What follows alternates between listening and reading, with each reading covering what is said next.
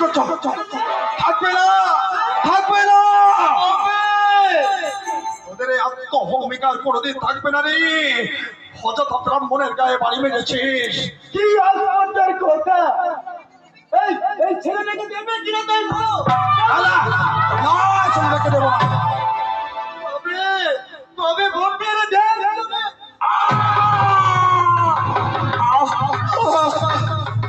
আমি আমি তোমার কাছে ক্ষমা চাইছি মদন। ব্রাহ্মণ হয়ে তুমি আমাকে এত বড় সাজা। তোমার এই হাতের চাকু